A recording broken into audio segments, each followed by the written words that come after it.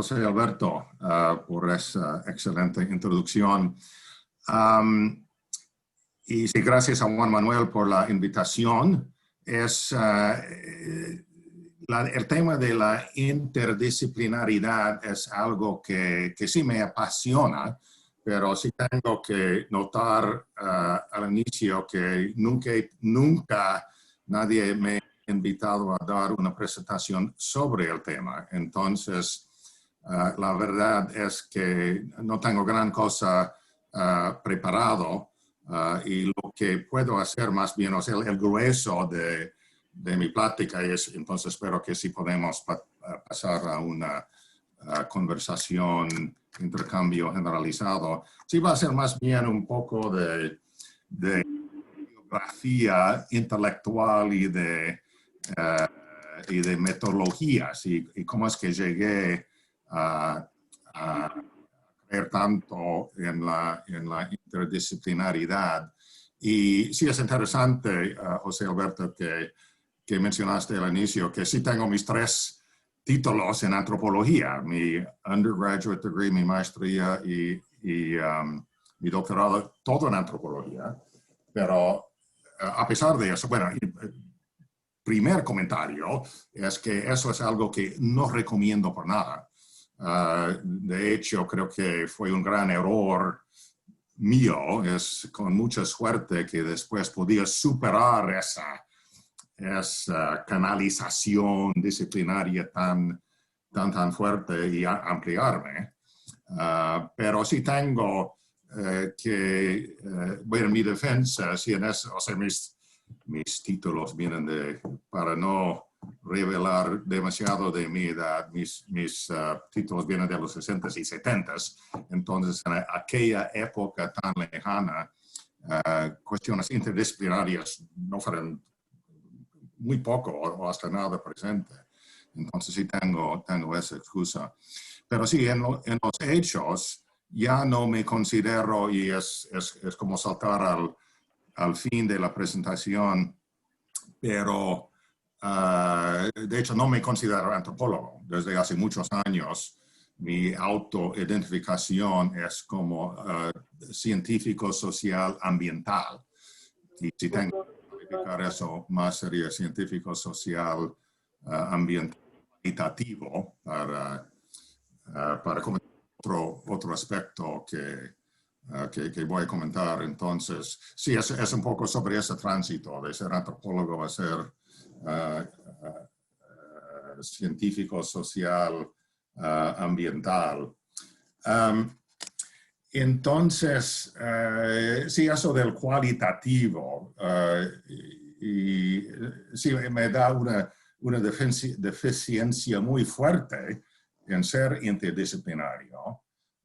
Si no soy nada cuantitativo ni técnico, son cosas, y otra vez no es algo que recomiendo, donde sí voy a llegar es si también creo mucho en lo cuantitativo, en lo económico, en la estadística, pero por mis deficiencias personales es algo que yo en lo personal nunca podía hacer. Desde niño yo tenía fobia de matemática que nunca podía superar en el sentido de hacerlo mí mismo. Sí lo podía superar en el sentido de apreciarlo, pero sí es algo, yo puedo recordar tener problemas en recordar mis tablas de multiplicación como niño.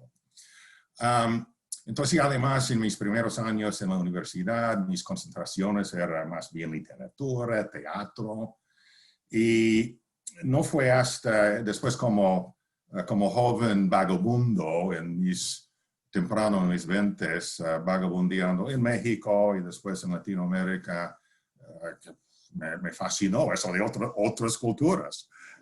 Qué cosa fascinante. Entonces, sí, después de esas andanzas, decidí concentrarme cuando regresé a la universidad en antropología, porque yo entendía que antropología no era cuantitativo y además es algo donde uno podía viajar y conocer otras culturas, así de plano. Pero entonces sí gradué con mi undergraduate degree en mi licenciatura en antropología y después fui a graduate school, también antropología, como se ha comentado, pero ya para el segundo año de graduate school, por algún motivo, si no puedo estar seguro, ya me inclinaba más hacia los números. Y sí, es algo que no tenía mucha capacidad, pero entendía que era algo muy importante. Y de hecho tengo aquí un libro, cuando estaba pensando en esto el otro día, vi que todavía tengo aquí en mis estantes un libro que compré, y sí, tiene la fecha, inscripción con mi nombre, octubre de 1975, para otra vez revelar algo de mi edad, pero sí se llama The Political Economy of Agrarian Change. Entonces, sí, no tenía, como digo, no, en mi universidad, en mi departamento de antropología en Brown University, fue un departamento muy tradicional. O sea, yo tenía profesores en una clase de metodología que me decían que, bueno, en antropología, sí, la metodología que me aconsejaban era que tienes que escribir todo lo que pasa.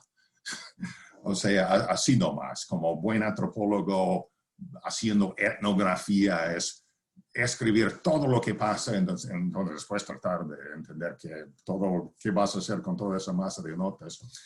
Pero como digo, desde muy temprano, eso no me parecía suficiente. Me atraía la economía política, de cambio agrario y esos temas. Entonces, cuando llegué a hacer otra historia larga de mi evolución intelectual y en graduate school, pero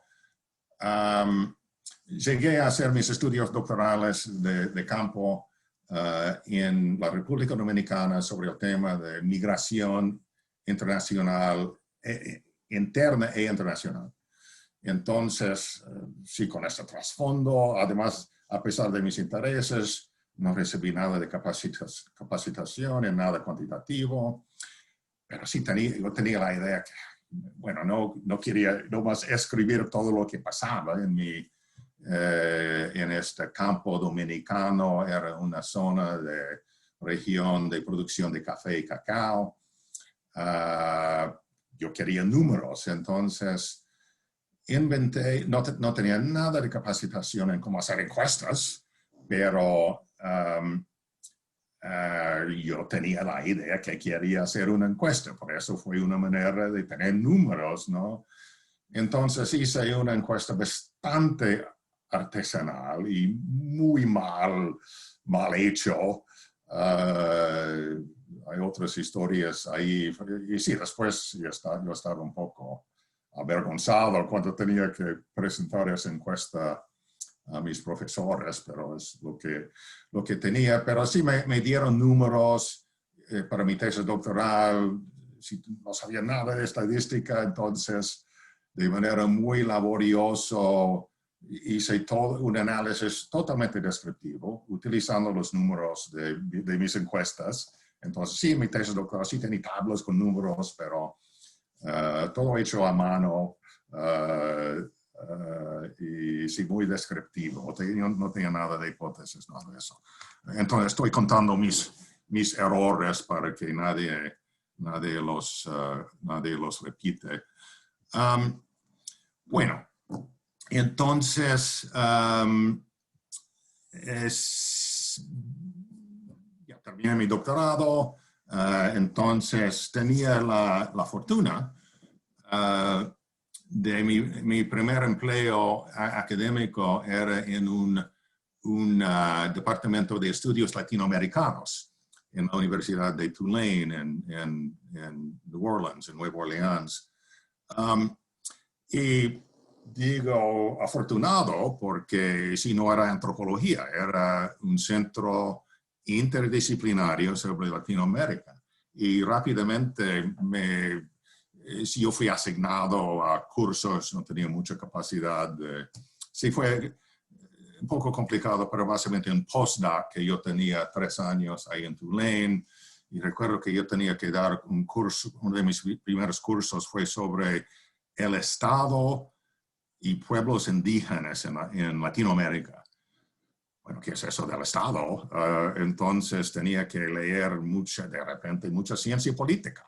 Y yo tenía que dar un clase que se metía mucho en ciencia política y después las políticas públicas hacia grupos indígenas en muchos diferentes países de Latinoamérica. Entonces, eso fue como el primer momento cuando realmente forzosamente tenía que ampliar mi campo de intereses. Bueno, entonces 3 años en Tulane, después otra cosa que quiero comentar rápidamente en eso de mi tesis,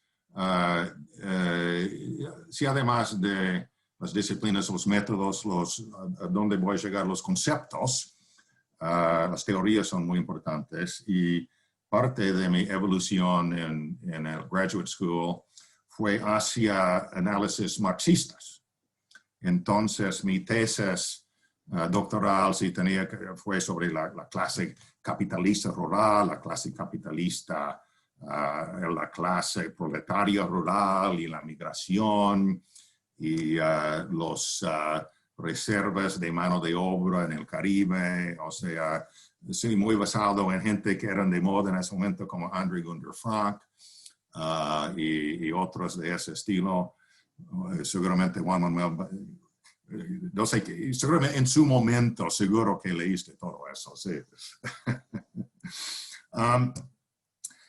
Pero o sea, después de Tulane me pasé, sí, decidí, bueno, era muy difícil encontrar trabajo en el mundo académico en ese momento, pero también me dio la oportunidad y decidí de manera positiva que no quería ser académico, yo quería hacer algo más aplicado, más directamente involucrado con los problemas, y entonces tenía la oportunidad de conseguir un empleo con la Fundación Interamericana, que a pesar de su nombre es una agencia del gobierno de los Estados Unidos, muy pequeño, que sí daba apoyos a ONGs y grupos, organizaciones campesinas. Los primeros 3 años trabajaba en el Cono Sur, Paraguay, Argentina, un poco en Uruguay, pero después en 89 pasé a trabajar en México. Y qué bien, porque ahí he seguido desde entonces en diferentes maneras. Entonces, quería mencionar eso del marxismo, porque lo que me curó, sí creo que hay elementos importantes en el marxismo, no es descartarlo totalmente, pero llegando a México, algo en Paraguay, pero de manera más clara en México, sí tenía mucha oportunidad de conocer, de platicar con líderes campesinos en organizaciones cafetaleras, en organizaciones forestales, es lo que me metí originalmente en cuestiones forestales comunitarias. Y rápidamente me di cuenta que eso del marxismo, bueno, esas personas no estaban interesados en la revolución. Bueno, algunos, porque sí, pasó Chiapas y todo eso de los zapatistas, eso es otro cuento, pero sí, la mayoría de los campesinos mexicanos no estaban interesados en la revolución, querían ser empresarios, querían vender sus productos, así nomás. Entonces, sí, el marxismo como concepto analítico es algo que iba dejando en esos años en la fundación, porque no lo veía como algo útil para explicar lo que está viendo, lo que está pasando con estas organizaciones. Bueno, sí, estando en la IAF, Inter-American Foundation, sí, tenía la oportunidad, mi primera visita a México en 89 con la IAF. Luis Hernández Navarro, ahora de la jornada, me llevó con Sergio Madrid, ahora sí conocido líder de una ONG forestal en México. Me llevaron a la Sierra Norte de Oaxaca, a la comunidad de Calpulalpan, y sí, me fascinó de manera inmediata. Fue un fenómeno increíble. Sí, ya en 89 esa comunidad tenía su propio aserradero, la gente estaba manejando su bosque con sus propios conocimientos. En ese momento ya tenían, bueno, muchos años de lucha para llegar a ese momento. Bueno, entonces, siendo bosques, en esos 8 años en la IAF, sí, me interesé en la silvicultura, ecología forestal, cosas en las cuales no tenía nada de capacitación, nada de formación académica, pero sí se puede entender, se puede leer. Y sí, uno de mis mensajes es sí la importancia de trabajos interdisciplinarios, pero no tienes que dominar y no puedes dominar todas esas otras disciplinas, pero sí puedes entender los conceptos básicos. Si entiendo conceptos básicos de silvicultura, de ecología forestal, empecé a poder hablar con economistas, con forestales, usando algo de su lenguaje para mostrar que entendía algo de lo que ellos hacían. Entonces, sí, 11 años en total en la Fundación Interamericana, ya conociendo mucho más de bosques en muchos sentidos, de la organización forestal, ecología forestal, silvicultura, temas relacionados. Entonces me dio la oportunidad de regresar al mundo, a la universidad, esta vez en un departamento de estudios, en ese momento se llamaba Estudios Ambientales, ahora Tierra y Medio Ambiente en la Florida International University. Entonces, otra vez, una unidad interdisciplinaria. Entonces, estaba en estudios latinoamericanos, en la IAF, trabajo aplicado, entonces, en un departamento interdisciplinario ambiental. Entonces, eso es lo que me curó de ser antropólogo. O sea, nunca jamás yo tenía que ser antropólogo. Entonces, para mí eso fue una liberación intelectual muy importante, porque era una casualidad. O sea, yo podría haber tenido mi primer trabajo académico en un departamento de antropología. Entonces, seguro, esos silos académicos, esa canalización académica muy fuerte, son como gremios, ¿no? Si estás en un gremio de antropología, entonces si no puedes usar ciencias políticas, económicas, tienes que estar en tu closet, en tu lugar, y si vas a ser criticado si salgas de ahí en tu disciplina. Eso no es antropología. Nunca tenía que preocuparme con eso. Entonces, sí, llegando a mi universidad, donde todavía estoy, departamento de estudios ambientales, como decía, bueno, ya claramente yo podía hacer lo que quería en términos de investigaciones. Y sí, para darle un ejemplo, sí, después teniendo esa experiencia en una fundación fue muy útil, lo recomiendo, porque sí me dio una buena entendimiento, visión de lo que querían las fundaciones. Entonces, no fue inmediato, pero dentro de algunos años sí podía empezar a hacer propuestas a fundaciones la Fundación Hewlett, Fundación Ford, entre otros, y podía empezar a conseguir dinero para investigaciones sobre bosques comunitarios, que sí elegí como mi tema como académico. Y sí, es un tema muy amplio. Sí, yo estaba tambaleando un poco que voy a investigar en este tema más amplio y en eso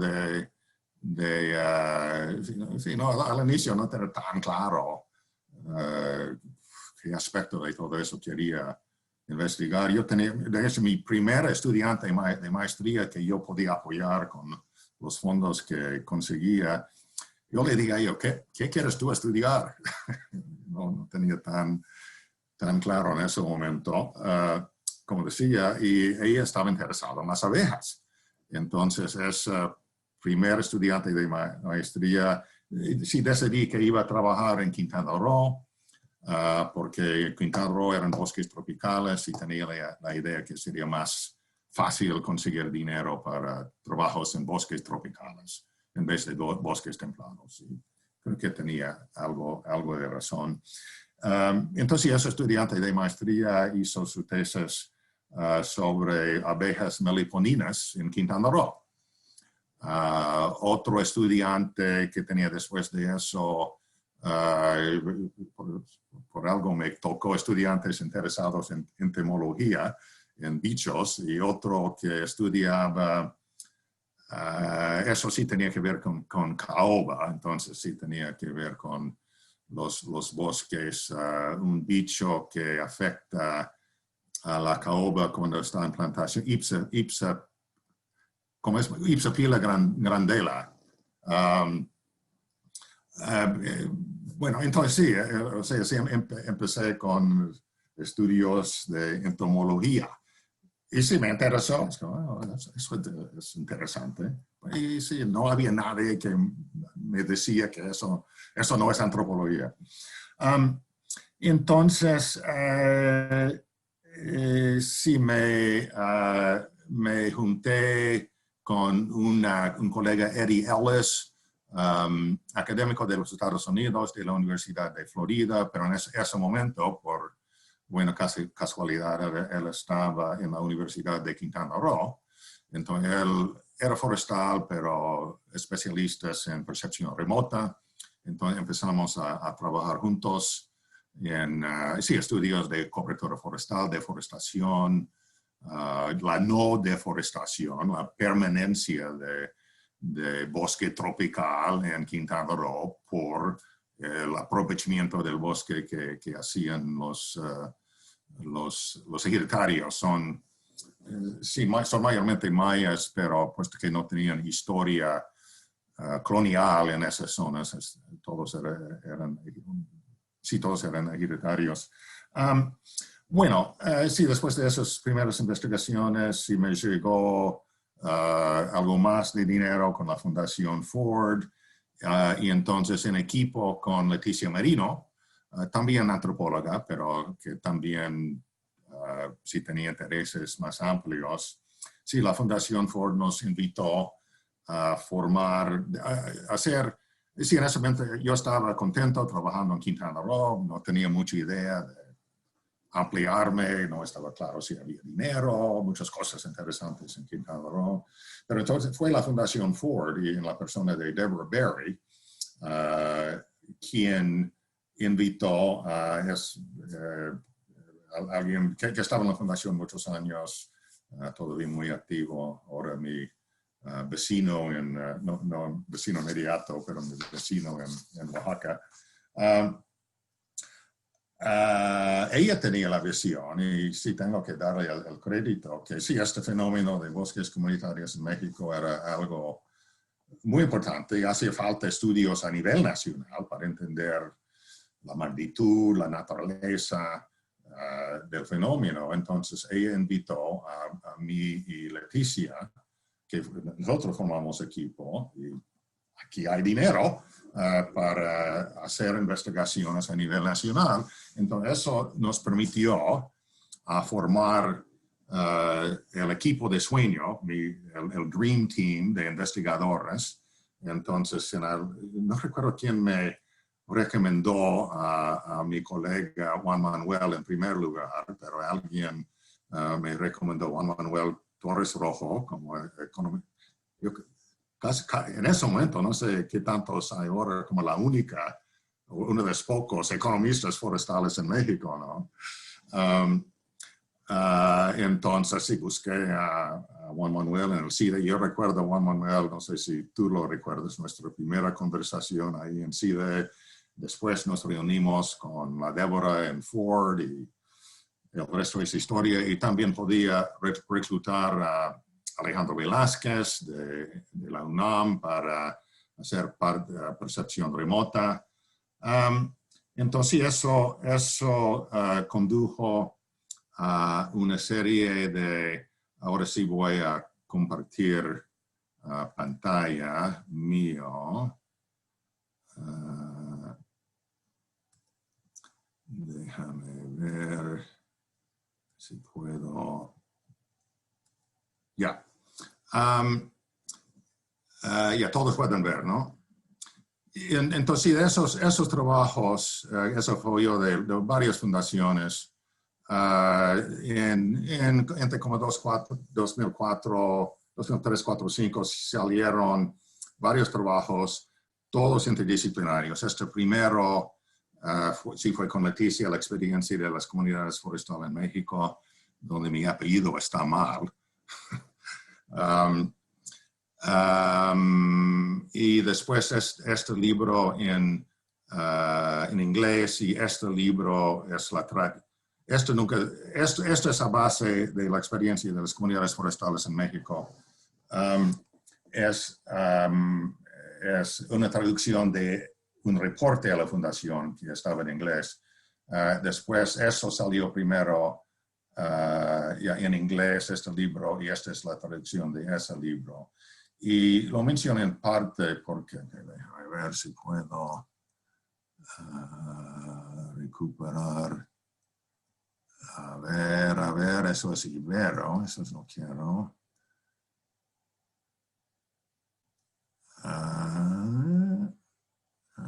Ok, sí, perdí lo que quería mostrarles. Déjame ver si lo puedo recuperar rápido. Es nomás, bueno, si no voy a tomar el tiempo. Fue mostrarles que sí, en la tabla de contenidos vas a ver, sí, hay diferentes secciones. Hay una sección sobre economía forestal, donde Juan Manuel y Alejandro Guevara tienen un artículo, mi colega Camila Antonori, economista agrícola, tenía un artículo, una sección sobre ecología, una sección sobre procesos organizativos, y así. Entonces, de manera muy intencional, el libro sí tenía muchos diferentes aspectos de acercamientos diversos sobre bosques comunitarios. Bueno, en ese sentido, sí, cada uno, varios de los libros, de los artículos, de hecho, eran interdisciplinarios. Sí, la organización sí fue un poco de silos disciplinarios, pero sí, estábamos intentando ser más interdisciplinario. Entonces,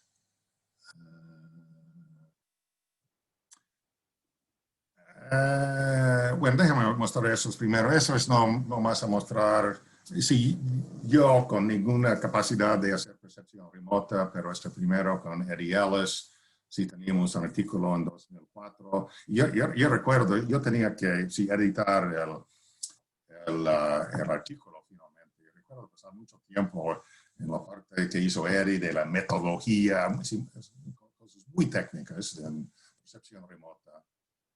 Sí me dio un dolor de cabeza tratar de entender los conceptos y asegurar que estaba editando bien, que entendía. Entonces, sí, en ese sentido, aún a nivel conceptual no es siempre fácil la interdisciplinariedad, porque sí, a veces son conceptos técnicos no tan obvios, pero sí podía dominar lo suficiente para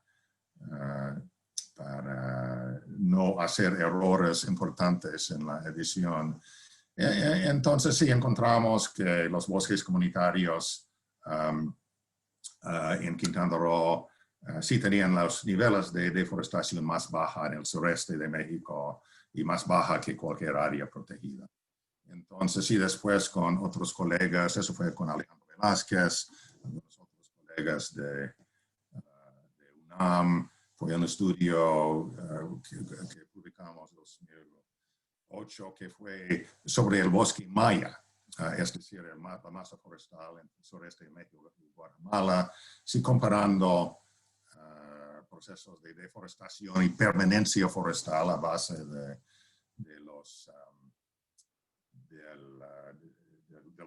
manejo comunitario. Y sí encontramos que bueno, era un poco complicado, pero en general, si bosques manejados por comunidades sí tenían tasas más bajas de deforestación que áreas protegidas. Bueno, quería mostrarles esto, porque sí, para mí, como alguien no cualitativo, digo no Perdón, David. Sí.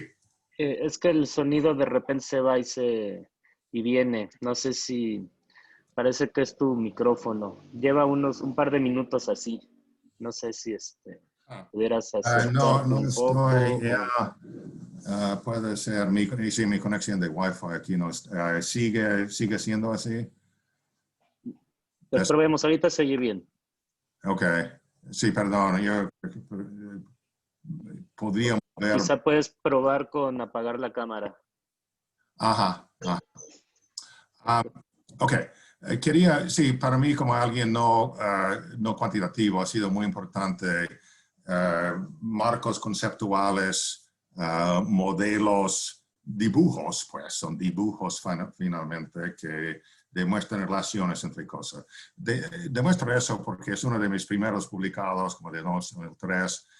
Está muy mal como concepto, no lo muestro como buen ejemplo, pero más bien como cosa que no se debe hacer, porque si no hay nada sobre que es muy descriptivo, o sea, no realmente no demuestra cuáles son las variables importantes en esta. Si es algo sobre bosques comunitarios en Quintana Roo, pero estaba intentando, pero no es buen ejemplo de cómo debe ser un marco conceptual, un modelo que puede servir para orientar hipótesis. No es buen ejemplo. Entonces, sí, mucho después, no estoy seguro si este es el mejor ejemplo, pero sí, a lo mejor algo mejor. Este es algo que ya hace como 5 o 6 años en una propuesta al National Science Foundation, el CONACYT de los Estados Unidos. Sí, es un marco conceptual y aquí voy a introducir otro marco conceptual, marco teórico importante, eso del social ecological systems, sistemas sociales ecológicos, que es justamente un marco que surgió en los 90s con personas como Fickret Burks. Sí, se puede decir que Elinor Ostrom, quien es hay que comentar un poco también, me considero seguidor de las teorías de Ostrom, aunque, dicho sea de paso, debo decir algo más sobre esto al terminar, y trato de terminar ya pronto para abrir la discusión. Que sí, el nuevo libro, de hecho, está saliendo en la próxima semana. De hecho, es una crítica porque realmente Elinor Ostrom no puede explicar bien los bosques comunitarios de México, pero eso es otro tema. Entonces, sí, yo digo, utilizar el sistema de Social Ecological System es muy importante en los estudios interdisciplinarios. Con algunos, bueno, es adelantarme un poco, pero sí, primero eso del social, muchas veces eso se reduce a capital social, pero en lo social ahí hay que desempacar cuestiones políticas, cuestiones económicas, cuestiones culturales, cuestiones sociales, es decir, todo ese paquete de dimensiones sociales y en sí todas las dimensiones ecológicas. Entonces, sí todavía hay que elegir variables relevantes en cada uno. Y ahí voy en la próxima transparencia. Pero esto fue un primer intento de conceptualizar en un sistema social ecological system. La parte baja es sobre, sí, la idea fue comparar dos diferentes sistemas en la Sierra Norte de Oaxaca, el café en la parte más baja de las laderas y arriba en bosques de pino, pero voy a enfocarme en esto nomás, en los bosques en la Pine Oak Forest. Eso fue como el primer intento de entender la dinámica de un sistema social ecológico en los bosques comunitarios.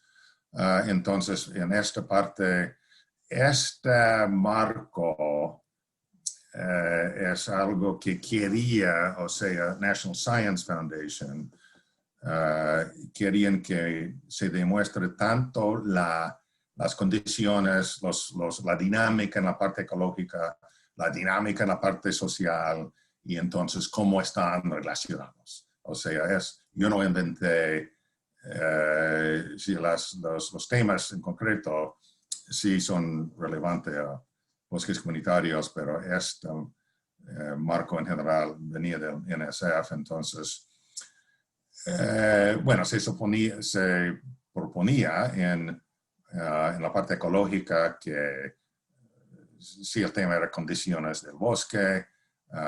En bosques comunitarios muchas veces hay expansión del bosque. Eso entonces, sí no es tan claro, pero sí otros temas relevantes es biodiversity conservation y cambio climático, perdón, está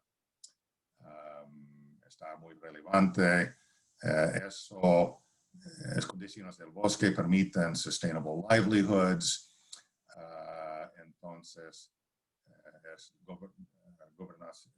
gobernanza de las comunidades, que variable más importante en la parte social, pero es mucha influencia de políticas del gobierno, de mercados para la madera y de emigración. Entonces, eso de strong community governments sí tenía impacto sobre forest condition, que después tenía una retroalimentación a la gobernanza.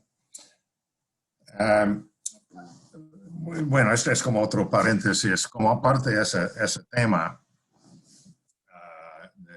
de esa propuesta al National Science Foundation, que también dicho sea de paso, intentamos 3 veces, yo y colegas, y en esos 3 años la tasa de éxito en esa competición bajó de 12% a 8%. No estoy seguro si valía el intento o no, pero y después de 3 años, 3 intentos, nos dejamos por vencido. Pero sí podía usar algo de eso en el libro. Pero eso fue un ejercicio muy interesante. O sea, sí para la tesis había que hacer modelación, diferentes posibilidades, diferentes tipos de modelo. Optamos por un Dynamic Systems Model. Sí, otra vez como alguien cualitativo, sí, esto era algo muy difícil para mí, pero sí trabajando con 2 colegas en ingeniería en FIU, fue una experiencia interesante, porque realmente después de 2 reuniones de 1 o 2 horas con ellos podían comentar cuáles son como los variables más relevantes en este sistema de bosques comunitarios. Yo no recuerdo si algunos ingenieros en la audiencia ustedes pueden recordar que si estos símbolos Sí tienen significación, pero no recuerdo qué son, pero que sí, hay todos esos factores, y cobertura forestal, si Son hablamos como reguladores, ¿no? Son como algunos símbolos de reguladores, regulación y reguladores, sí. ajá, Creo que se reguladores, mezcla la modelación, sí. ajá, Estela, sí, ajá, así es, así es. Y sí, entonces yo tenía que aprender algo de eso, sí, los conceptos básicos para poder platicar con ellos.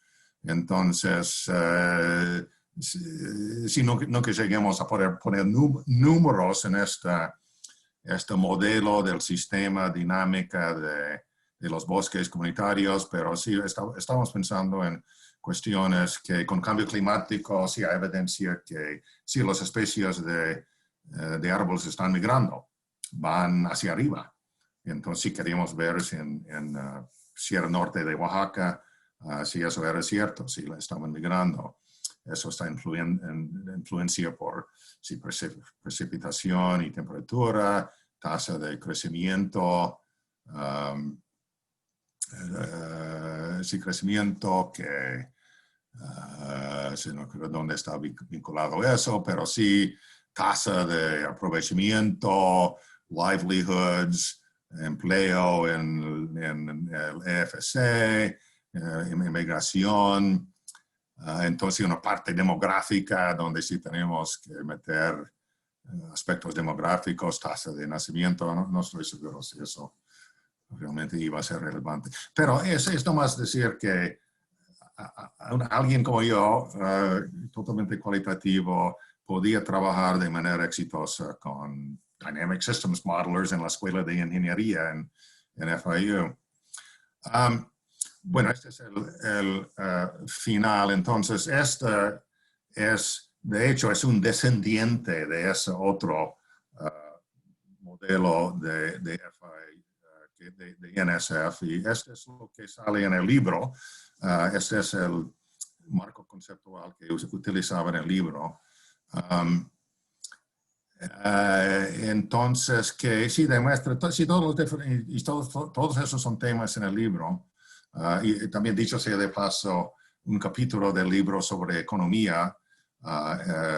Mi colega, doctor Torres Rojo, le invitó, estoy muy agradecido que accedió en ser coautor de ese capítulo. El libro es mucho más rico por eso. Un comentario aquí, sí se habla mucho de social ecological systems, yo creo que ya eso es un poco pasado de tiempo, que realmente debemos estar de social ecological climate systems, y por eso tengo aquí climate change arriba, porque sí, el cambio climático está afectando fuertemente los sistemas sociales o sistemas ecológicos, entonces sí, no tiene sentido de hablar ya de sistemas social ecológico sin hablar del cambio climático. Entonces sí, hay aspectos de mitigación y adaptación, es parte del tema en el libro, que los bosques comunitarios sí tienen aportes a tanto mitigación y adaptación. Y entonces, sí, el planteo del marco conceptual es que mercados y concretamente precios, eso es donde ayudaste mucho, Juan Manuel, es algo que no me ocurrió hasta estaba muy metido en el libro, que, bueno, sí, lo que es muy importante para el relativo éxito de bosques comunitarios, de los EFCs, Empresas Forestales Comunitarias en México, es que sí, no tienen café, no tienen maíz, no tienen trigo o productos agrícolas que son muy variables en el mercado. Pero madera siempre tiene buen precio en el mercado, casi siempre tiene buen precio en el mercado. Tiene buena demanda en el mercado, no tienes esas altibajas de maíz, de café, de otros. Entonces, eso es como uno de los claves al éxito. Entonces, mercados y precios son muy importantes. La política pública, que si es algo que muchos de mis colegas en el sector forestal no quieren escuchar, de las ONGs y las organizaciones, Pero sí, hago el argumento que las políticas públicas desde arriba han sido crucial en la creación del sector. Interactuando, sí, por medio de la política agraria, política forestal ambiental, todo eso, los 5 capitales, tengo que recordar lo que son los 5, ayúdame Juan Manuel, humano, social, financiero, natural, estoy olvidando uno.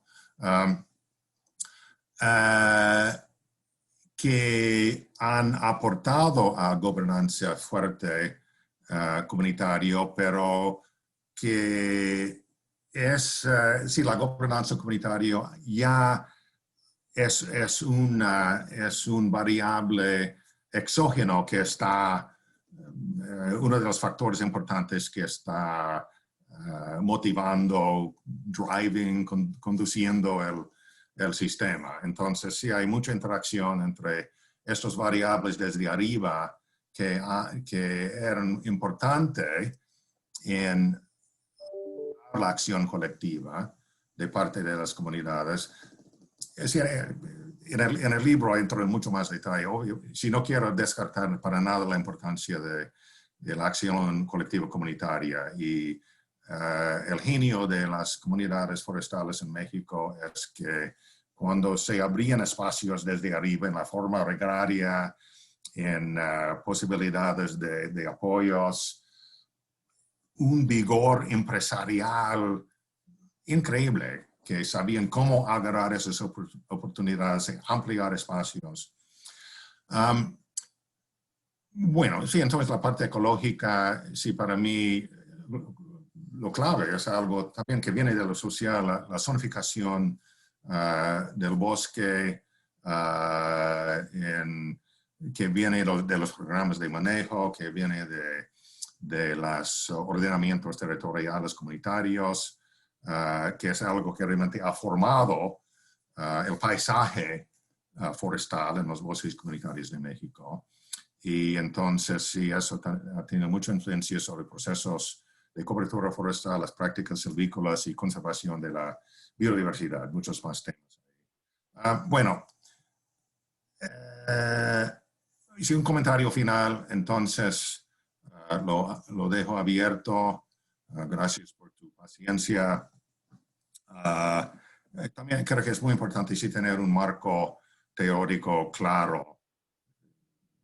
Lo que sea, y para mí sí ha sido Elinor Ostrom, que sí ha proveído un marco conceptual muy claro, muy bien definido, pero que como sí es algo que tenía en la mente por mucho tiempo, pero como sí comentaba, creo que ella no podía, con su enfoque sobre propiedad común, como usuarios del bosque, acción colectiva, la autogobernanza de grupos de usuarios poniendo sus propias reglas. Sí, para Elinor Ostrom es algo clave que comunidades o grupos de usuarios con su metodología individualista tenían la oportunidad de poner sus propias reglas sobre el uso de los recursos en común. Hay un gran problema en eso en México, o sea, porque en los bosques comunitarios no ponen las reglas, o sea, las reglas de cómo manejar los bosques vienen de arriba, en las leyes forestales, las leyes ambientales, hay mucha imposición de las reglas. Entonces sí tiene mucho, de hecho casi nada de espacio de poner reglas sobre la cosecha, sobre el aprovechamiento. Entonces, sí, una de mis propuestas en el libro es que, bueno, en la teoría de Ostrom, eso conduciría al crowding out. No sé exactamente cómo traducir eso, pero excluyendo la motivación de la gente, porque no pueden poner sus propias reglas. Mi propuesta es que justamente los precios, que hay un incentivo económico tan importante y tan fuerte, que no es no es tan importante eso de no pueden poner sus propias reglas. Y de hecho, hay muchos ahorros en los costos de transacción por no tener que poner sus propias reglas. Las reglas están dadas, entonces ellos pueden enfocarse. Donde sí tienen espacio es en la organización de la empresa, que es algo que Seastrom realmente tampoco no es parte de sus teorías. Bueno, y sí, yo podría seguir con eso, pero es importante tener un marco teórico, conceptual fuerte en lo que haces. Ya. Entonces puedo, no sé qué quieren ver, o dejo de compartir mi pantalla. Está abierto a la discusión. Muchas gracias, David. Creo que has enunciado temas y conceptos que seguramente a varios de aquí les interesan. Bueno, Celia es antropóloga, entonces nada más veía yo como algunas cosas le llaman mucho la atención. Hablas de percepción remota, pues bueno, aquí tenemos a un par de expertos en la materia que seguro algo van a tener que decir. Adriana también con este tema le encantan los diagramas y establecer estos mapas mentales y conceptuales. Creo que eso, o sea, para mí eso es clave. O sea, también coincido, pues, porque de hecho es un lenguaje que puede poner un puente de comunicación entre lo cualitativo y cuantitativo y diversas formas de pensar. Creo que yo es lo que más rescataría de tu presentación, el poder plasmar estos modelos que lo comparten tan distintas visiones, o sea, es un mismo lenguaje, creo, esta parte de los diagramas. Creo que puede ser una herramienta práctica para nosotros, o sea, vertir lo que queremos en marcos conceptuales. Yo es lo que podría decir, pero me gustaría que mis colegas opinaran. Y tu reflexión sobre si aplica o en qué medida aplica el planteamiento de Ostrom, pues también me parece que es muy, muy valioso y nos da para qué pensar. Yo respecto a eso, me surgió la duda, ok, bueno, el mercado justamente pues establece esas reglas y en ausencia digamos, las reglas establecidas en instituciones, en su ausencia pues el mercado puede funcionar como tal, pero mi pregunta es si esos precios reflejan lo que queremos en los bosques. O sea, digamos, si esos precios no están favoreciendo cosas que no queremos, pero bueno, eso pues más bien se lo pregunto a Juanma y a ti. Ajá, y no sé, porque yo puedo comentar, pero yo creo que es más bien Juan Manuel que es más Okay. indicado para responder a esa pregunta. Entonces, bueno, yo nada más quería decir eso sobre lo que yo percibí y esta pregunta, pero pues no sé, mis colegas.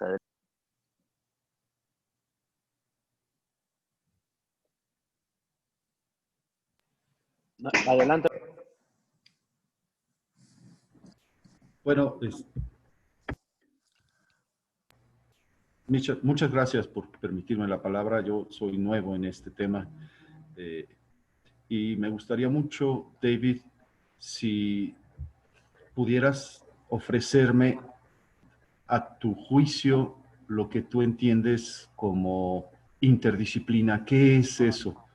Estoy tratando de recoger diversas impresiones sobre lo que muy distintas personas entienden como interdisciplina. Me interesa muchísimo tu opinión al respecto. ¿Cómo dirías tú que es la transdisciplina? ¿Qué es? Yeah, No sé si viene al caso, si está muy alejado del foro, me dicen y ya.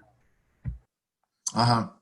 Bueno, sí, he notado que el nombre que ustedes han dado a este seminario es transdisciplina.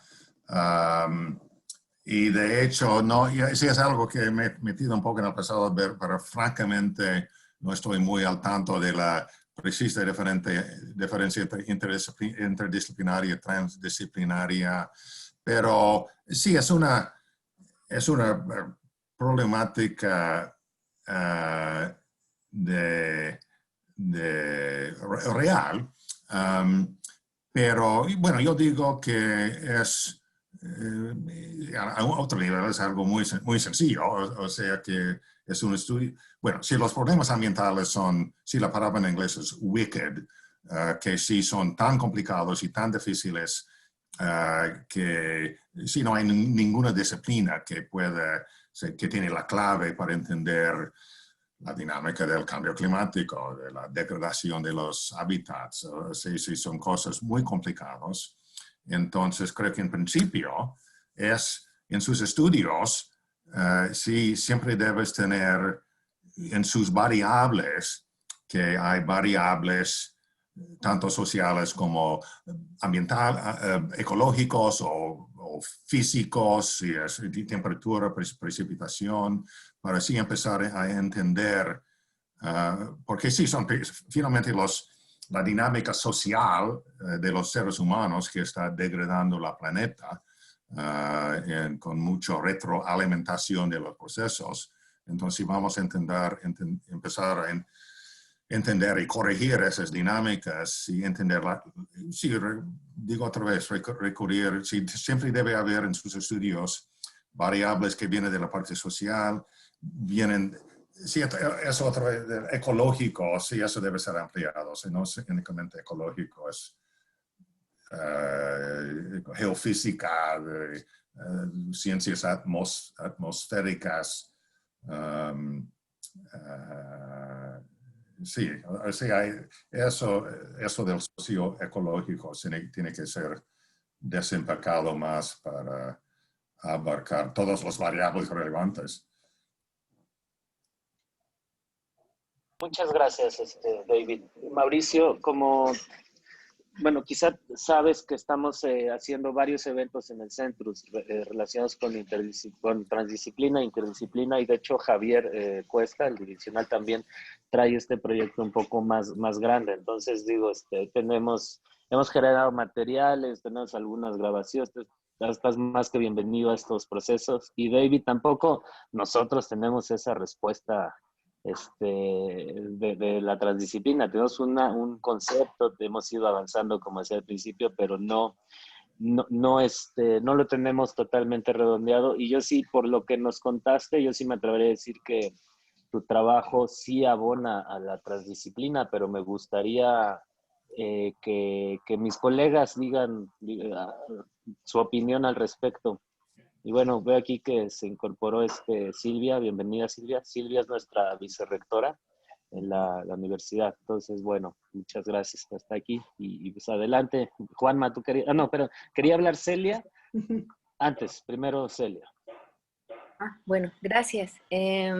Sí, justo como dijo José Alberto, yo también soy antropóloga.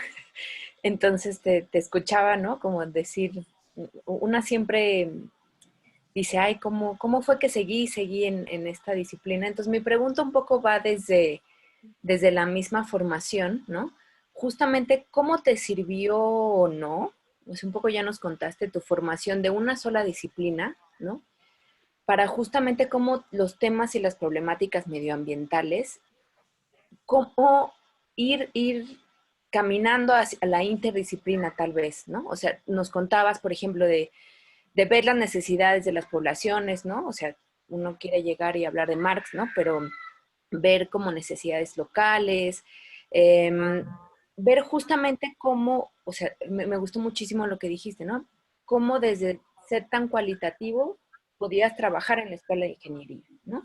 Entonces estamos hablando tal vez de metodologías, de métodos muy particulares que se comparten, ¿no? Pero cómo tu formación fue tu primera entrada para trabajar estos temas y ahora cómo, ¿no? O sea, en nuestro quehacer de interdisciplina, o sea, qué otros, el know-how, cómo hacerle, ¿no?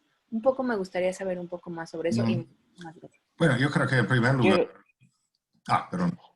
No, es que a lo mejor anotamos 3 preguntas porque hay manitas levantadas. Entonces, Adriana, si quieres, tú ibas en el orden, después Alejandro y después Juan Manuel. Sí, pues muchas gracias, David, por tus reflexiones, por compartir con nosotros estas formas de pensar y un poquito la historia, ¿no? Que cómo fueron pasando las cosas. Porque a veces se nos olvida que en los equipos de investigación, pues somos personas, ¿no? Hay un crecimiento individual, hay un crecimiento, hay como un devenir de cada persona y en función de con quién vas teniendo oportunidades o de las cosas que vas buscando, pues se van apuntalando algunas de las ideas. Entonces me gusta mucho recuperar esa parte de la experiencia personal cuando eso es lo que llevamos, eso es lo que ponemos en la mesa en los equipos de trabajo. Y entonces me pongo a pensar una cosa que siempre traigo en la cabeza con la licenciatura. Tenemos una licenciatura en sustentabilidad ambiental y a veces, a mí me gusta mucho que tengamos esta posibilidad de que no sea disciplinaria, ¿no? Sino es un campo de conocimiento que además está muy referido a la problemática ahorita, pero tenemos como que cuidar esta parte de no caer en la todología, ¿no? O sea, no somos todólogos, ¿no? ¿Cómo vamos usando esas herramientas de entendimiento conjunto de las disciplinas? Esa parte me parece que sigue siendo un reto en la formación profesional.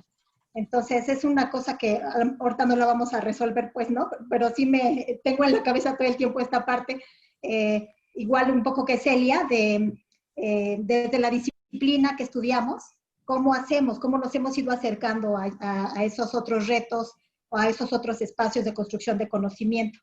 Y me gustaría saber si, bueno, yo también coincido contigo que Ostrom pues no resuelve muchas cosas, ella misma lo decía, ¿no? Un mismo modelo no alcanza a cubrir todo y a explicar todo. Y hay muchos artículos muy bonitos como sus principios de diseño no alcanzan a explicar la diversidad tampoco cultural en India, ¿no? El manejo que se hace, que tiene mucho que ver con la parte cultural, la cosmovisión y otras cosas. Y en estos espacios donde trabajaste, ¿hay alguna recuperación de esta participación interdisciplinaria? O sea, en estas instituciones donde has trabajado, ¿ha habido como oportunidad de ir sistematizando la colaboración interdisciplinaria que han hecho? No sé si tengas como algunas reflexiones que compartirnos. Gracias. Muy bien. Alejandro, ¿te parece? ¿Quieres, David? Sí, perdón, perdón, Adriana, si podías resumir ahí la pregunta. Bueno, pues en estos espacios de investigación en donde has trabajado, esa actividad interdisciplinaria, ¿han tenido oportunidad de sistematizarla? O sea, se han sentado como a recuperar juntos la experiencia de trabajar, unos más cualitativos, otros más cuantitativos, otros con un paradigma, otros con otro, pero juntos abordando un problema de investigación. Y mi pregunta es si han tenido oportunidad de recuperar, de sistematizar esa experiencia. Okay. David, ¿quieres responder estas dos o te añadimos un par de preguntas más? Sí, creo que de una vez para no perder totalmente el hilo. Sí, primero a Celia, sí creo que es importante aprender otras disciplinas. O sea, eso es así de plano, así de sencillo. Sí, yo creo que antropología, sí, no sé exactamente cómo es ahora en México, pero lo que sé, como digo, yo no he intentado ser antropólogo desde hace muchos años, pero sí parece que la antropología en los Estados Unidos se ha perdido en lo cultural y que eso es nuestro rincón disciplinario y no podemos salir de ahí. Y yo creo que siempre ha sido un poco más amplio en México, pero sí, para ti, ¿qué te parece ser? Sí, no sé exactamente qué tema estás estudiando, pero ¿qué ves que es relevante? Si es una parte económica, una parte ecológica, una parte geográfica, empiezas a aprender de esa disciplina. Y sí, yo, como digo, ¿no? Sí, para entender los conceptos, ni tienes que tomar cursos, es leer nomás, leer textos, trabajos en ese campo. Sí, casi seguro sería mucho más fácil tomar cursos si quieres aprender los métodos de esa disciplina. Eso sí es la parte más difícil, más exigente, que sí puede ser más difícil de hacer con su propia fuerza. Pero también podría ser importante si tú realmente ves algo tú crees que te podría ayudar a explicar algo del fenómeno que quieres entender, si aprender algo de las técnicas ecológicas o de lo que sea. Sí, Adriana, pues, bueno, de alguna manera, sí, el libro que acabo de hacer con Juan Manuel es un intento, o sea, es lo que ha aprendido en las diferentes disciplinas durante bueno, los 30 años, que ya va para 31, en bosques comunitarios y ya no podía llegar a mostrarte la tabla de contenidos de ese libro, pero sí me parece importante sí que tenemos esos diferentes acercamientos al tema de bosques comunitarios para entender la dinámica. Muy bien. Alejandro.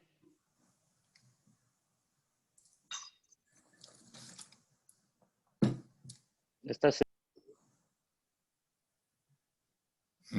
¿Me escuchan ya? Ya. Bueno, es un comentario para compartir con Mauricio un poco y con Adriana. Pues quiero rescatar un testimonio del trabajo que en algún momento hicimos David, Juan Manuel y yo. Yo creo que eso ilustra muy bien la riqueza de la interdisciplina. Nosotros, bueno, Juan Manuel y yo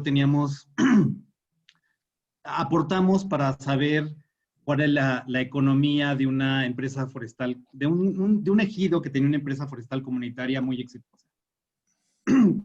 Pero además aprovechamos el viaje para hacer una pregunta que era un gran hueco en la literatura sobre valoración económica.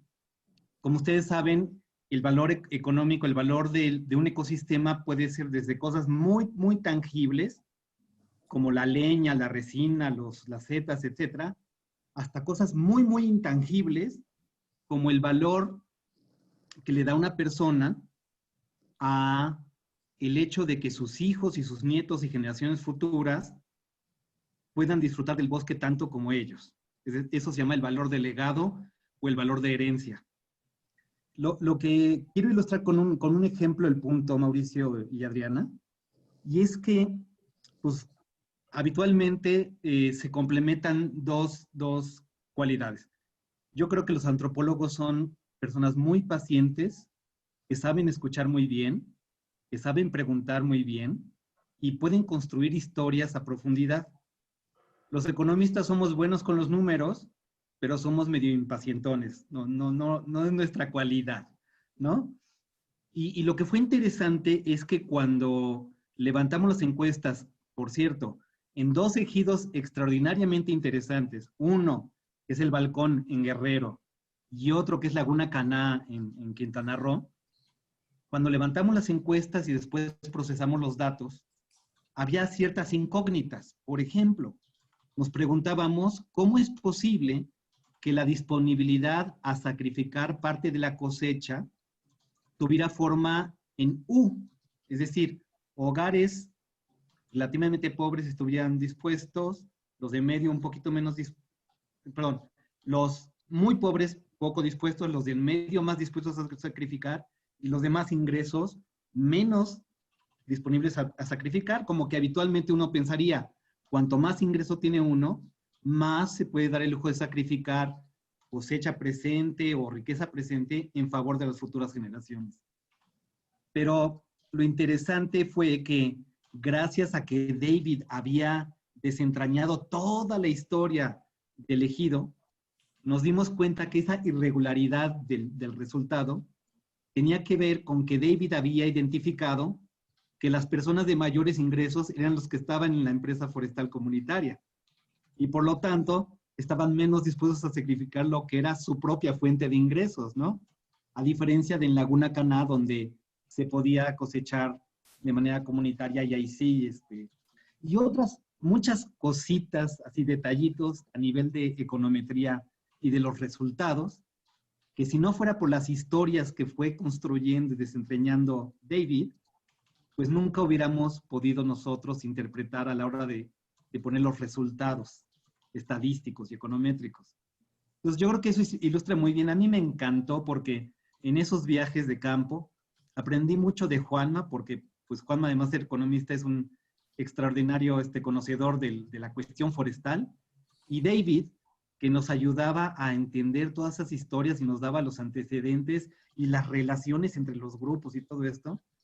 Y yo creo que eso, a final de cuentas, lo que nos ayuda es a entender mejor la realidad, poderla modelar, porque a final de cuentas, si lo que queremos es entender la realidad para transformarla, pues se necesitan estas miradas, ¿no? Entonces, nada más quería como que compartir este testimonio de cómo es la interdisciplina en la práctica.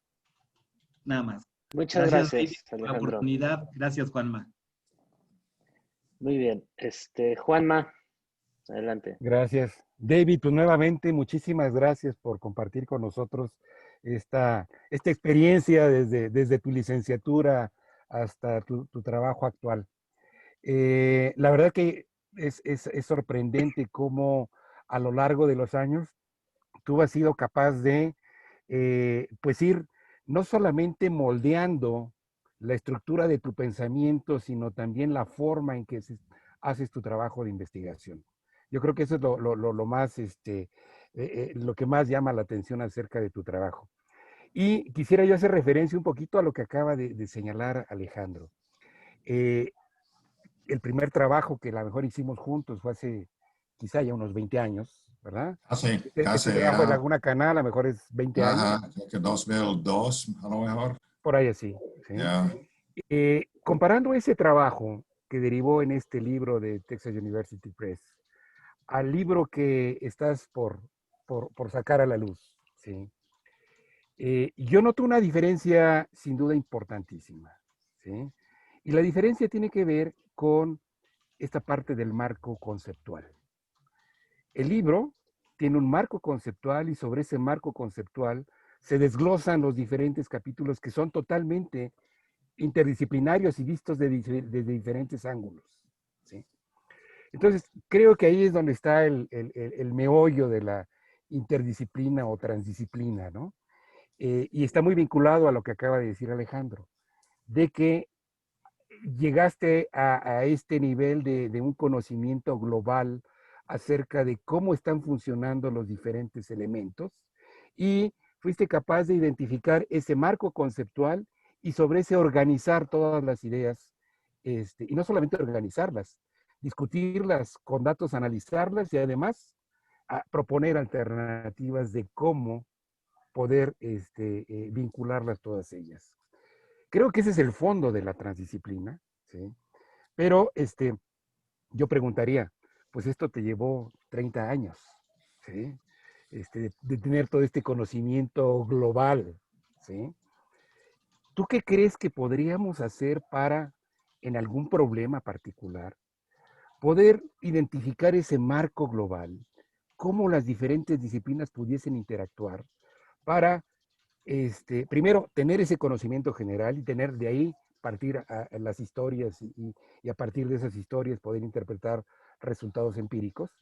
Pero no solamente eso, sino yo creo que lo más complicado es identificar un marco conceptual de estudio transdisciplinar. ¿Sí? Con toda esta experiencia, ¿cómo crees que podríamos llegar a eso? Bueno, bueno, sí, para mí, como comentaba, sí, es marco, bueno, sí, en lo más general, sí, el concepto de sistemas social ecológicos creo que es el marco, pero sí, eso es muy general. Pero sí, creo que hay que, sí, creo que es repetir, sí, para mí, sí, aunque sí hago una crítica de las teorías de Ostrom en el libro, que partiendo de eso, sí dar un claro marco analítico que sí me permite mostrar yo, sí, para mí de manera más o menos precisa, sí, como comenta en el libro, donde hay que ampliar las teorías de Ostrom, que políticas, sí, porque en Ostrom, sí, su visión del Estado es básicamente pasivo, que el Estado no debe interferir en los procesos locales. Mientras que en México, yo digo, las políticas públicas eran muy importantes en ayudar a formar el sector, no era pasivo nomás. Igual, la importancia de mercados. Sí, en la teoría de la propiedad común, mercados históricamente son los que se disolvía, remontando a Inglaterra, y el encierro de los comunes eran de los pastos, y los bosques eran porque ya eran más valiosos para la producción del mercado. Y entonces fueron expulsados los campesinos ingleses que habían dependido de ellos. Pero en México tienes un ejemplo donde mercados y precios, yo digo, han fortalecido a la gestión, a la acción colectiva alrededor de los comunes. Entonces sí creo que tener, eso es, eso de Ostrom es donde yo he pasado más tiempo. Creo que hay muchos otros marcos posibles, pero hay que tener uno claro que es de dónde estás partiendo para poder ubicar sus datos. Y otro aspecto que mencionas, sí, no es fácil hacer el trabajo interdisciplinario por diferentes maneras. O sea, sí, cada uno tenemos nuestro trabajo, nuestras ideas, nuestra investigación. Entonces, poder juntarnos sí requiere dinero y compromiso y tiempo y fondos. Y sí, no es fácil. Y tiempo de sentarnos a platicar, integrar conceptos. Y conseguir dinero, sí, para eso, o sea, sí, es un reto, o sea, sí, todavía no, aunque sí a nivel de departamentos en los Estados Unidos ahora, sí, departamentos interdisciplinarios ambientales son muy comunes. Creo que casi la mayoría de las universidades ya las tenían, pero sí, las fuentes de financiación no están. National Science Foundation todavía está organizado por disciplinas. Ese programa donde intentamos, sin éxito por 3 años, y tenían un programa interdisciplinario que se llamaba Coupled Natural Human Systems, pero fue como un programa aparte, uno solo, y no estoy seguro si sigue, ¿no? O sea, sí, National Science Foundation, como muchas otras agencias del gobierno de los Estados Unidos, han sido bajo sitio los últimos 4 años, que finalmente va a cambiar, pero eso es otro tema. Entonces, sí, en NSF, sí, en algunos, sí hay programas donde es posible hacer el trabajo interdisciplinario, pero no es tan fácil y no es todavía el enfoque de, sí, lo que es sí, para científicos es que no son biomédicos. Los científicos en otros es la fuente más importante de financiación y es todavía muy disciplinario. Entonces, sí, no es fácil. Muy bien, muchas gracias, David. Juan, tú quieres, les querías decir. Sí, Juan, ¿yo? Sí, tú eres Juan. Acuérdate que Juanma es perfecto. Juanma y tú eres Juan. Perfecto. Yo, bueno, tenía justo una pregunta. Ya ahora, justo, ya ubicaba a David Barton, no al David Wright. Entonces, creo que ya ahí, creo que era a lo que te referías, tocayo. Quería preguntarte un poco, digamos, si uno revisa un poco de experiencias inter y transdisciplinarias en general en el mundo, en particular en México, el tema del manejo forestal comunitario es probablemente lo más insignia que tengamos. Y como justo tú empezaste narrando, pues digamos, aunque tiene un proceso histórico, fue impulsado, digamos, como retomar una política en México de hace más o menos unos 30 años. Y lo que quería preguntarte era, ¿qué tanto en el éxito, digamos, de este manejo desde la generación de conocimiento, pero también de la generación de políticas, está más inclinado hacia uno o hacia el otro? Porque me da la impresión de que ahora que tenemos mejores marcos de conocimiento, ¿no? Es decir, que hay un marco conceptual que se entiende más amplio, más abierto, justo más transdisciplinar, probablemente el sector esté pasando por uno de sus peores momentos. Y en realidad, en el momento en el que más éxito tuvo, fue cuando había una relación justo más estrecha entre la generación de conocimiento y la toma de decisiones, ¿no? Es decir, cuando esos dos procesos ocurren de manera mucho más relacionada, pareciera que el éxito es mayor a cuando en realidad se alejan, digamos, por un lado la generación de conocimiento, porque tiene que madurar, porque, digamos, te pones a pensar en estos modelos conceptuales, y por el otro lado, la política pública deja de tomar al conocimiento como un elemento importante para la decisión, ¿no? Sino que empiezan a ocurrir otra serie de elementos que inciden en la política, y entonces pareciera que las dos cosas van como madurando cada una por su lado, y es cuando peor se pone la cosa. Me surgió la pregunta porque tú varias veces en la presentación hiciste mucha referencia a la manera en que se inscriben las políticas, sobre todo muy desde arriba hacia abajo. Y eso normalmente en el ámbito de la inter y la transdisciplina suele verse como una cosa demoníaca, así como, no, eso no puede ser, ¿no? Porque nos están quitando capacidad de autogestión, no sé qué. Pero tú le pusiste mucho énfasis. Entonces, quería como ver si tienes una reflexión en ese sentido. Bueno, sí, en ese tema, sí, sí, el ejemplo que uso para justificar lo que diga en ese sentido, mira, todas esas empresas forestales comunitarias en México, hoy sí hay una gama amplia de muy pequeños, con bosques de algunos cientos de hectáreas, y entonces hay los superpoderes de bosques comunitarios. Sí, como varios en Sierra Norte, sí, hay bastante. Durango tiene varios, Chihuahua. Todas esas comunidades, empresas forestales comunitarias hace 30, 40 años eran agriculturas de subsistencia de maíz. Entonces, ¿qué pasó? Es que los campesinos en México son, que son tan chingón, que tienen mucha capacidad de organizarse, que no tienen campesinos en otros países. Bueno, yo digo que son muy chingón, pero no, lo que pasó...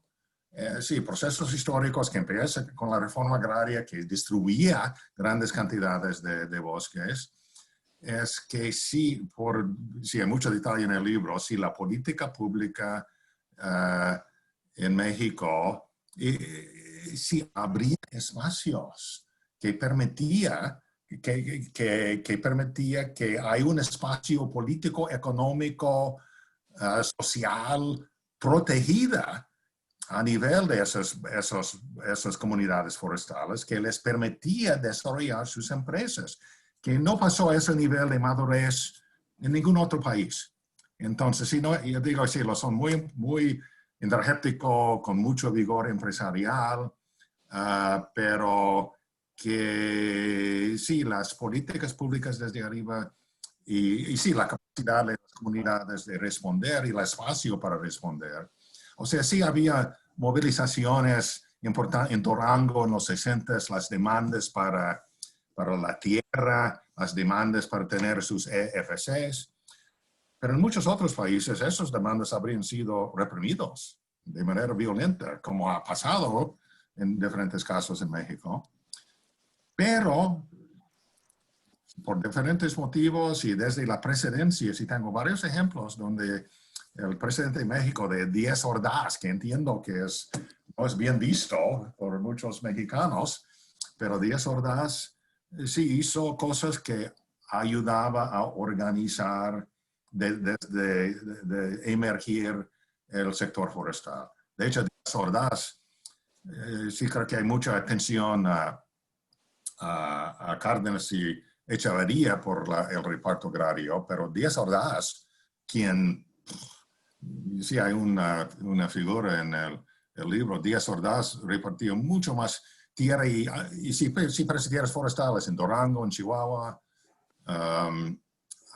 Después lo que hicieron después las empresas forestales comunitarias. Sí, parece que Díaz Ordaz fue bajo presión por Alianza del Progreso, o no necesariamente lo hizo porque era de buena onda, pero sin embargo, sí pasó durante su gestión. Sí, perdón, existe... perdón, debí tomar nota. Dijiste algo más que quería responder. ¿Qué fue como la última que...? Quizá el tema o sea, el fondo de mi pregunta era, ¿qué tanto en tu experiencia el éxito, digamos, por ejemplo, en el caso del manejo forestal comunitario, ocurre cuando justo hay una mayor interacción entre la generación de conocimiento y la generación de políticas? Y no en el momento, ahora un poco como tú lo manifestaste propiamente, ¿no? De que hay un marco conceptual mucho más profundo, un mayor entendimiento, pero eso está muy... sobre lo de Teams?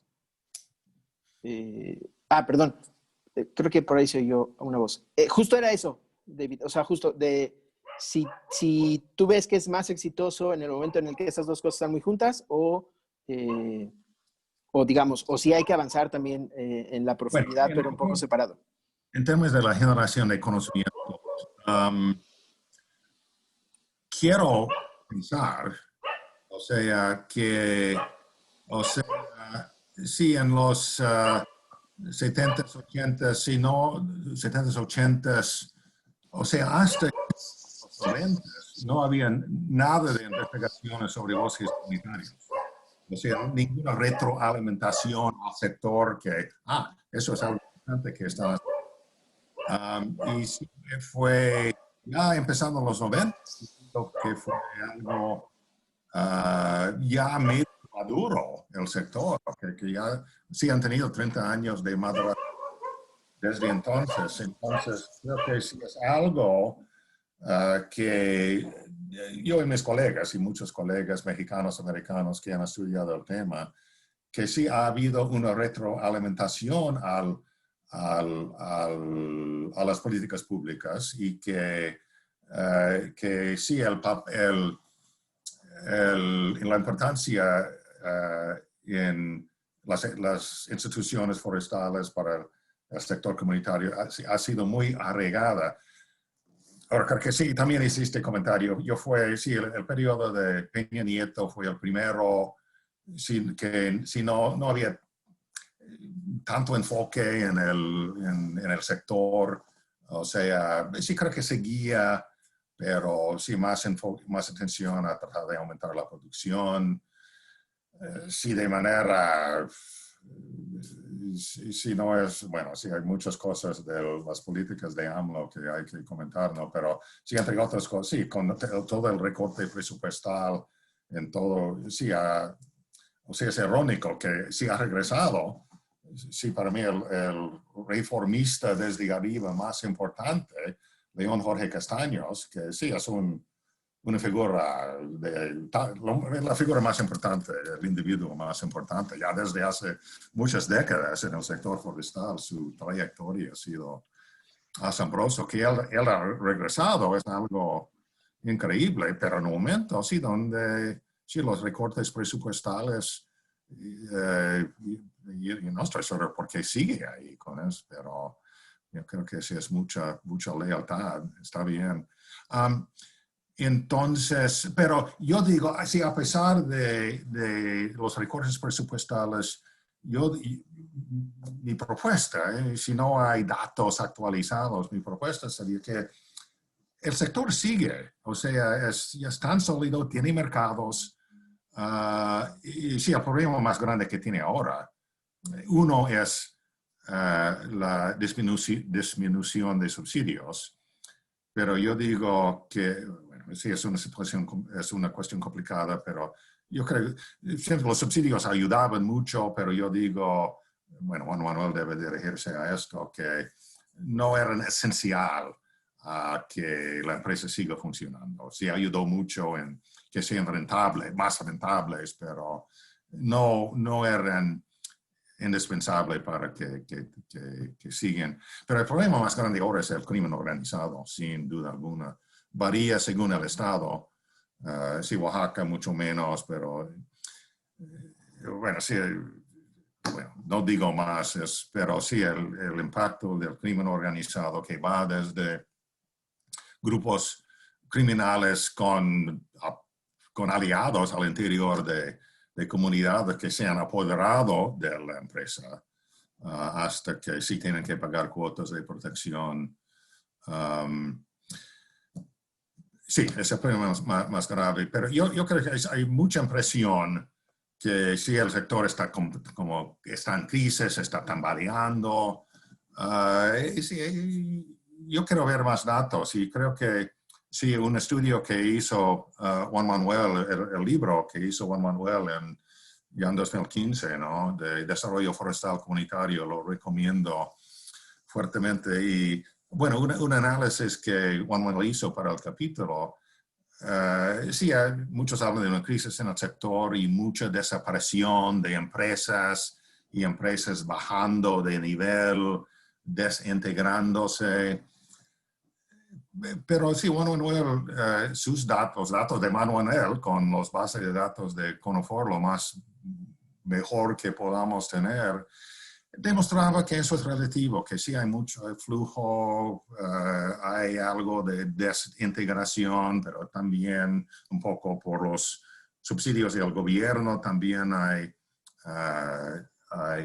empresas que suben de integración, han podido subir de integración. Entonces, sí, no fue tan claro que si hay una crisis, no es porque, según los datos de Juan Manuel, porque están desapareciendo mucho, porque están bajando mucho de rangos, porque los datos no indican eso. No sé, ¿qué opinas tú, Juan Manuel? Tú tienes tu siempre oreja mucho más cercana al sector que yo. ¿Tú estarías de acuerdo o en desacuerdo que el sector es ahí? Sí, el crimen organizado es muy grave, pero como sector económico, ahí sigue. O sea, Sí, yo estoy totalmente de acuerdo que el sector es bastante resiliente, ajá, sí, que muy muchos de resiliente. los subsidios realmente no tienen un impacto directo en aumentar la productividad, sobre todo aquellos más vinculados a producción, y que lo que acabas de decir es importantísimo. El sector está muy, digamos, relacionado, más bien la productividad del sector está muy relacionada a el entorno económico, por un lado, y por otro a pues todos estos eventos adicionales que salen fuera del sector. Uno de ellos es la expansión del sector agropecuario, que obviamente va a producir cambios de uso de suelo, degradación, etcétera, etcétera.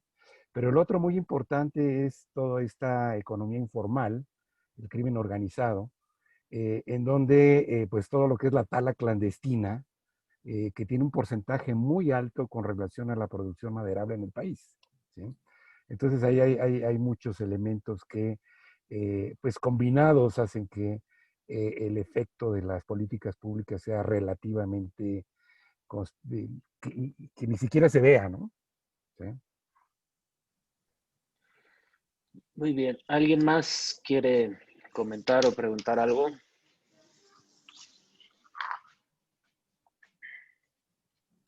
A ver, María. Ah, bueno, pues digo, yo sé que terminamos hablando del sector forestal, pero bueno, pues evidentemente es un tema que varios de nosotros, bueno, obviamente Juan Manuel, David, pues son su tema, pero bueno, pues también creo que todos nosotros de alguna forma, todos del Centrus,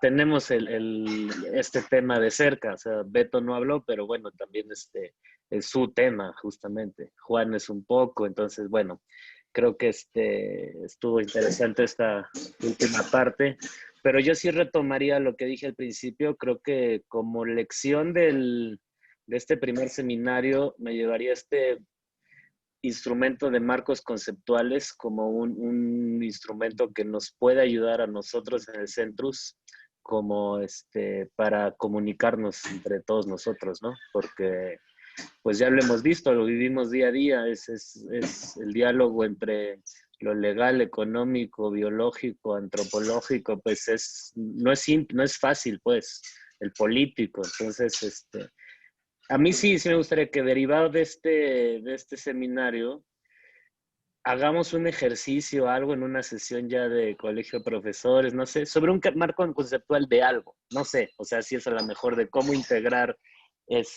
la transdisciplina a la licenciatura o interdisciplina, algo pues, que nos planteemos una pregunta, pero que tratemos de hacer un marco conceptual de esto.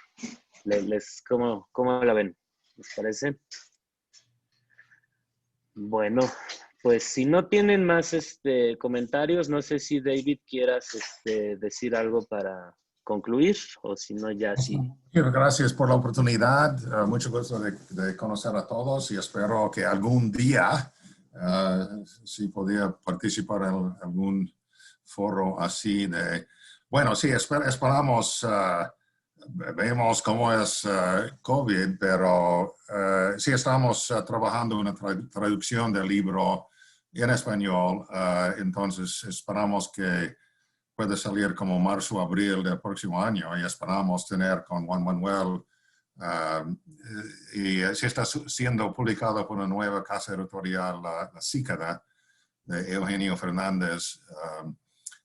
Y sí esperamos tener, él habla de tener por lo menos 2 foros de lanzamiento, uno en el sur de la ciudad y otro por Ibero o Cide, y pues otro en Oaxaca. Entonces, donde sí vamos a esperar la participación de Juan Manuel. Entonces, sí, espero que todos puedan venir. Y sí que podemos tener algo presencial. Claro que sí, esperemos que sí, confiamos que sí. También, bueno, considera la Ibero como un lugar donde podemos armar también eventos interesantes. Y bueno, pues muchas gracias.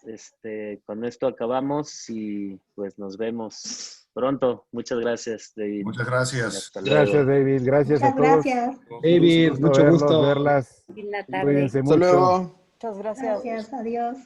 Déjenme tomar Adiós, una amigo. foto, ¿no? Sí. Si se puede. Ya se nos fue. Ya se nos fue el ponente. Se nos fue. Hasta la Murió próxima. rápido. Sí.